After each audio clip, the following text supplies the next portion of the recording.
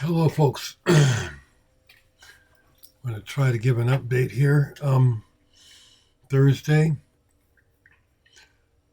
Um,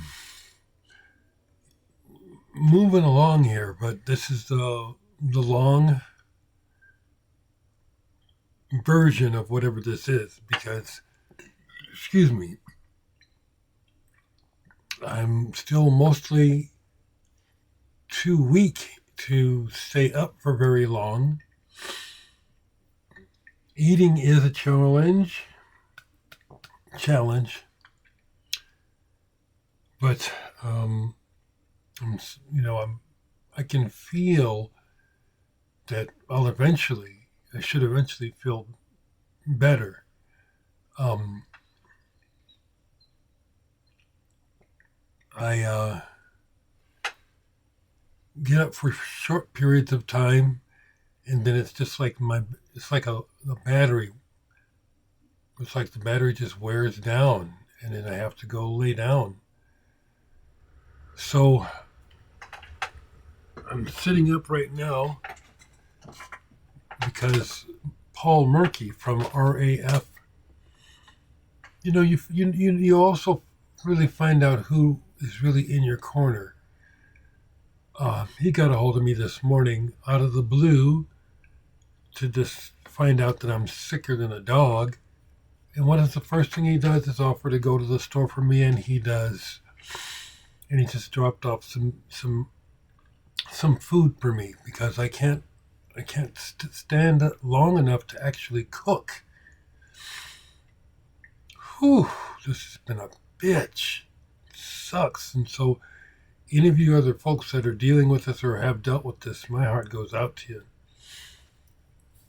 It's a virus, and it's the deal is I can feel it. It's like it's like it's taken over my system, and it's just slowly things are trying to right themselves. Everything tastes terrible. It wasn't until last night that I realized that I could re- feel my dreams. I was so sick I wasn't dreaming. I love to dream when I sleep.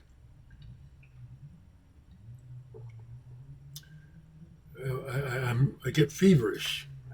So that's what ends up putting me back in the bed is like this zap down of energy. So I'm still in recovery. I'm still not well. Thank you for caring. Thank you very much. It is frustrating to have gotten so sick at an inopportune time since I haven't been able to get up the energy. I can't drive, I can't stand long enough. I have almost 50 orders of CDs to fill, which on the one hand is really nice that people are responding so well to the music, and yet I'm not able to fulfill my duty yet. As soon as I can, I will. I can tell, like today, there's no way. Ooh, excuse me. There ain't no way I'm going to be able to stand in the post office for an hour at the very least while they post the mail. I'm probably more concerned about it than you are, but I'm letting you know, okay? It's just this. I want to be well, and that's what I want to take care of. Excuse me.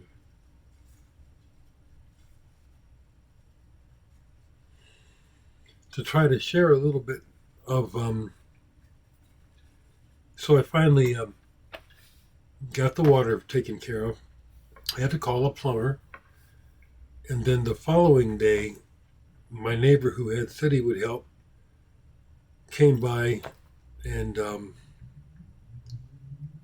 apologize, and I told him that, well, it turns out that you couldn't have fixed it anyway, pardon me, what we come to find out is that the line to the water in the front of the house for my lawn is separate from the main.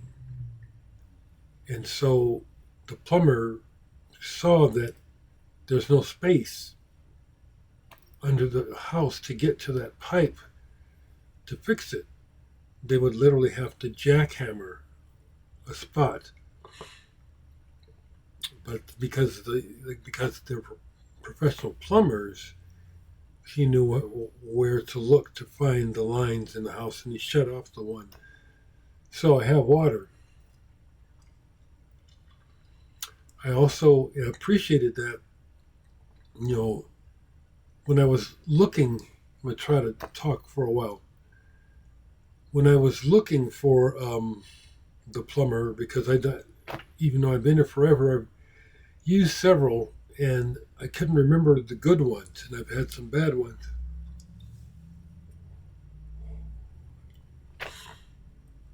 I knew that I did not want to use Republican Trump supporting businesses. And I got lucky to find someone not that far from me, my neighborhood, totally professional. And what was interesting is the guy, who was probably in his late 50s, early 60s, the technician, as he's taking care of business and making sure everything works in the house, he can't help but notice the environment. And so we get into a conversation, and see, I know that I'm a decent guy. I get along with anybody. And sure enough, it's like this is what happens, when I encounter people. He starts a conversation. He's not a musician, but we found a lot of common ground really quickly. And it wasn't me; it was him. He just kept wanting to talk, and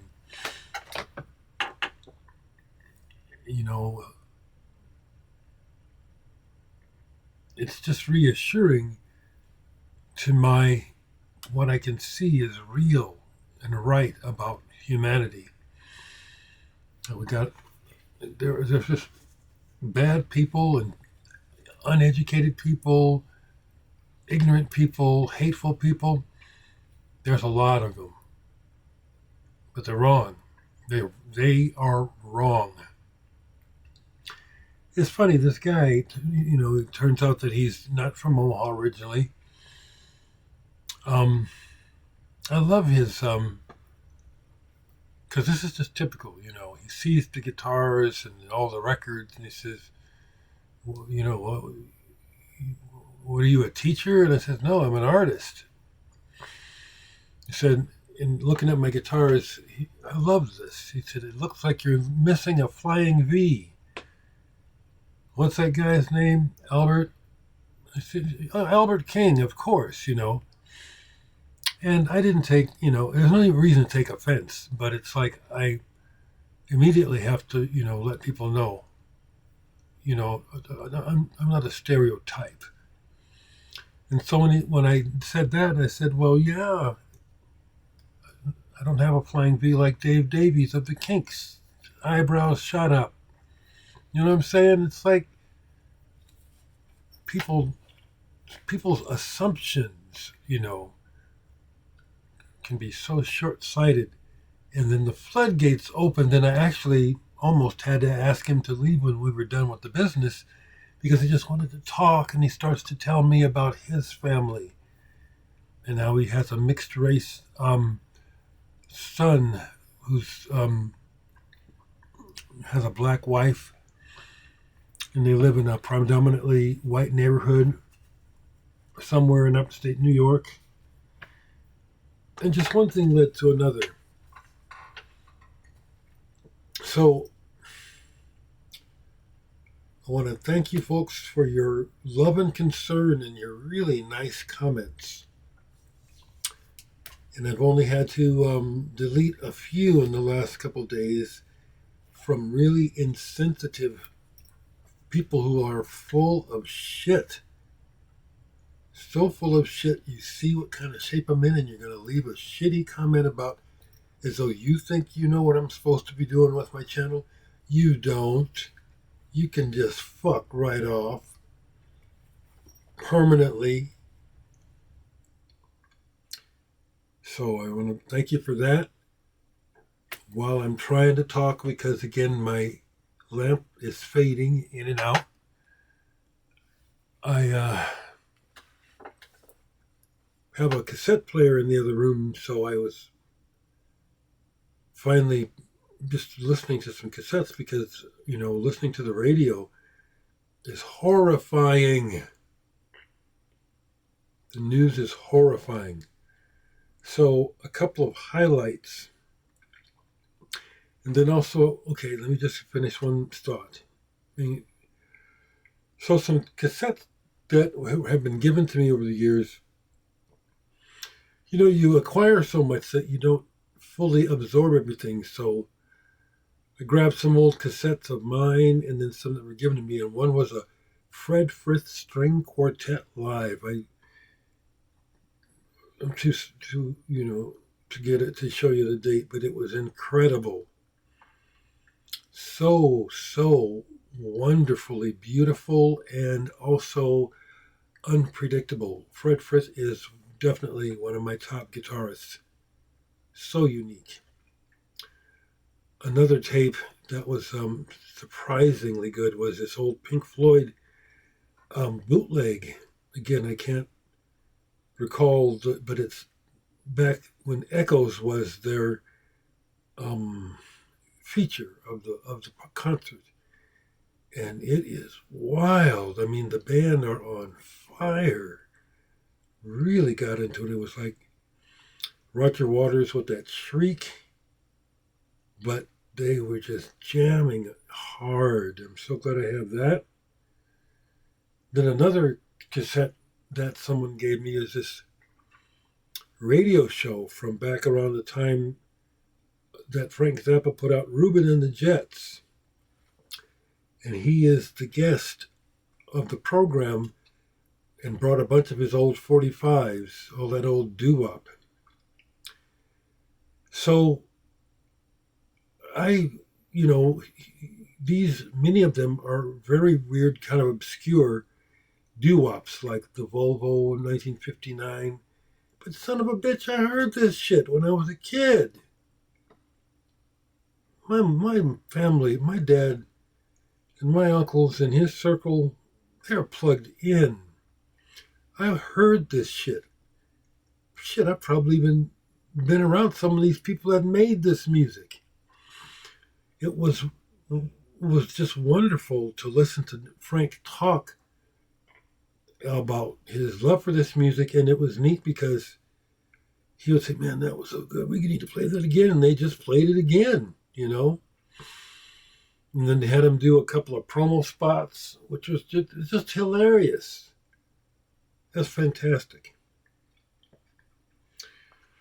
And then another cassette that I pulled, just trying to have something to listen to, was a couple of my old radio shows from the station I used to be a part of. And hearing the music at the time, late 80s, in context, just why I like it so much, stuff like Coil and Susie and the Banshees and the Smiths, and wonderful. So anyway, thank you for being in my corner. Just as soon as I'm well enough, I'll take care of business. Okay, talk to you later.